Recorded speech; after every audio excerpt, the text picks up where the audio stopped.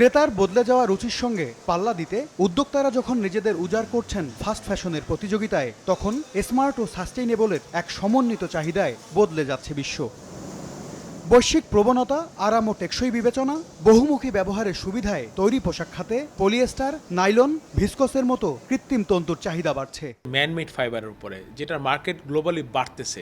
বিশ্ব বাণিজ্য সংস্থার হিসাব 2023 ও 2024 সালে তৈরি পোশাকের বিশ্ববাজারে কমেছে চীন বাংলাদেশের রপ্তানি, বিপরীতে বেড়েছে এখনও মোট হিসাবে তৃতীয় অবস্থানে থাকা ভিয়েতনামের বাজার হিস্সা। কারণ হিসেবে উদ্যোক্তারা বলছেন, বর্তমান বিশ্বে ম্যানমেড ফাইবারে তৈরি স্পোর্টসওয়্যার, অ্যাথলিজার ও আউটডোর পোশাকের চাহিদা বাড়ছে, যেদিকে ভিয়েতনামের মনোযোগ বেশি থাকলেও পিছিয়ে রয়েছে বাংলাদেশ।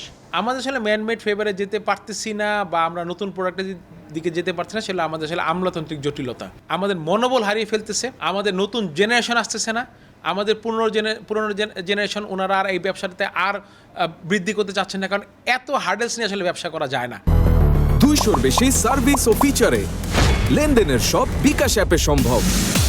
অবশ্য এজন্য বাড়তি বিনিয়োগে মনোযোগ দিতে চাইলেও রাজস্ব বোর্ডের হয়রানি ও আমদানি নীতি, ব্যাংক ঋণে সুদহারের ভোগান্তি যোগ হওয়ায় উদ্যোক্তারা আগ্রহী হচ্ছেন না বলে দাবি বিকেএমই এর। আমাদের কোনো বিনিয়োগ বান্ধব পরিস্থিতি নাই। আমরা যে নতুন একটা আইটেম আসবো, আমাদের বিশেষ করে এনবিআর এর, কাস্টমসের এআরও ইন্সপেক্টর, এই যে র্যাঙ্কের লোকেরা, তারা আসলে চাই না যে আমরা ব্যবসা করি। দেশের প্রধান রপ্তানি খাত মুখ থুবড়ে পড়লে চাপে পড়বে রিজার্ভ, আমদানি ব্যয়, সরকারের উন্নয়ন ভাবনা। এমন পরিস্থিতি এড়াতে পিছিয়ে পড়া বাজার প্রতিযোগিতায় এগিয়ে যেতে সরকার উদ্যোক্তা মিলে দীর্ঘমেয়াদী কৌশল সাজানোর পরামর্শ অর্থনীতিবিদদের। রপ্তানিকারকদের কোন জায়গায় অসুবিধা হচ্ছে, খরচ কোথায় বেড়ে যাচ্ছে, গ্যাসের অভাব আছে, সেগুলো আমরা কিভাবে ইমিডিয়েটলি মিট করতে পারি, করে তাদের উৎপাদন খরচ যাতে না বাড়ে এবং তারাও যাতে বহির্বিশ্বের তাদের মার্কেটগুলোয় খুব অ্যাগ্রেসিভলি তাদেরকে প্রমোট করতে পারে, সেই সুযোগটা করে দিতে হবে।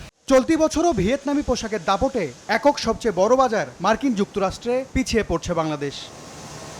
এম এস আরিফিন, সময় সংবাদ, ঢাকা।